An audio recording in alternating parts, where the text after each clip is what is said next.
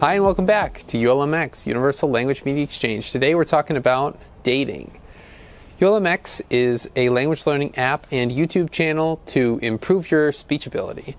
And we make videos on society and culture, which this video falls into. And there are two other videos in this series about dating, one about going out to dinner and one about bowling. What we're talking about today, going to the movies, or as we like to call it in German, the cinema.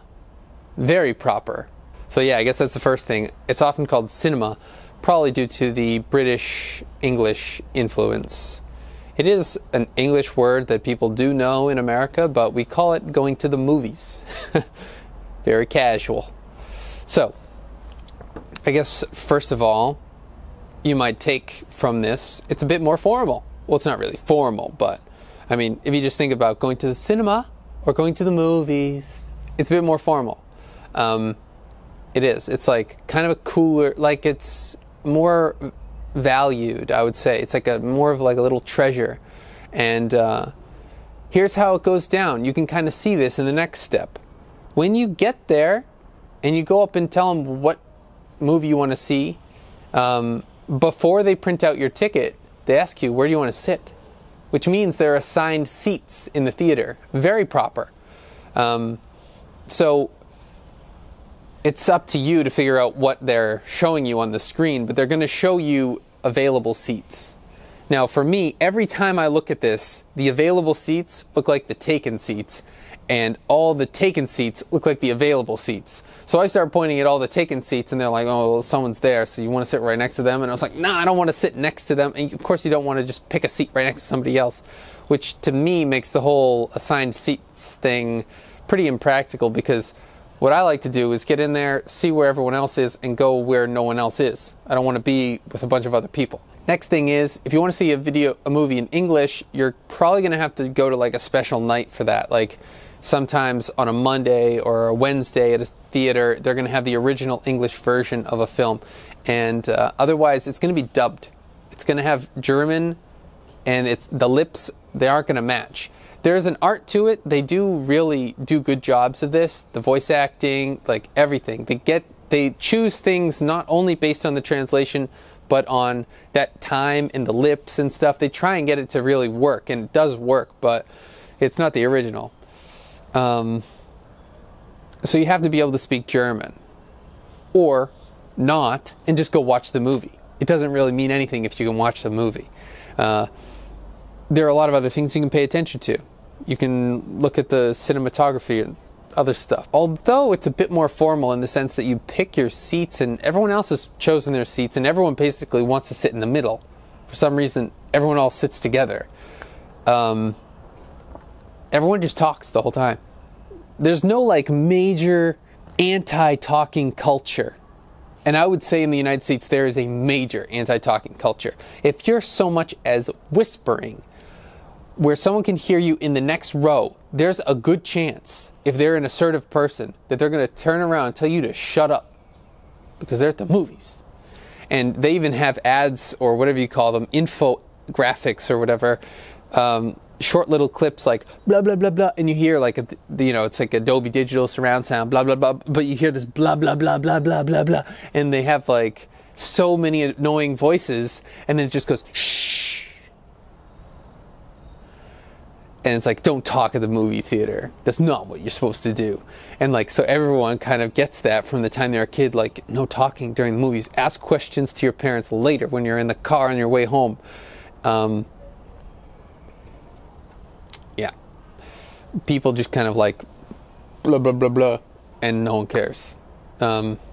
I told some kids to shut up one time. It was ridiculous. Cigarette smoking 16-year-old son of... So there's no huge ban on talking, which is good if you're on a date, because like I said in the other video, basically what you're supposed to be doing is kind of spending time together and talking. So maybe it's actually better for that. If you're really trying to understand things and people around you are talking, it's not a lot of social pressure on them to just be quiet. You might have to change the culture if you want something to be done about that. Another cool thing is you can actually kind of sneak your own snacks in really easily. This is kind of related to food and drink. If you have to leave to go to the bathroom, there's a good chance you're going to be locked out. because the doors are actually locked from the outside, so people can't just like hop in, switch movies in the middle of a movie.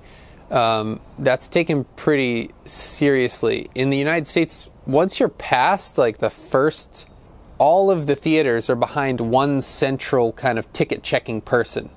So if you get up to go to the bathroom, you could actually just go to the next theater over and watch like 6 half movies. No one would ever actually know, unless somehow someone recognized you.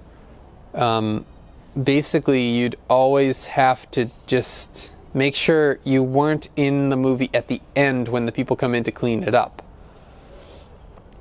But yeah, all the doors are locked in Germany. So even if you leave your own theater to go to the bathroom and come back, you might need to find you'll probably need to find someone to let you back in.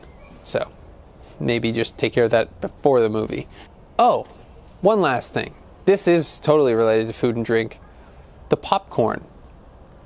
You get 2 options. In the United States, I've never seen this at a movie theater.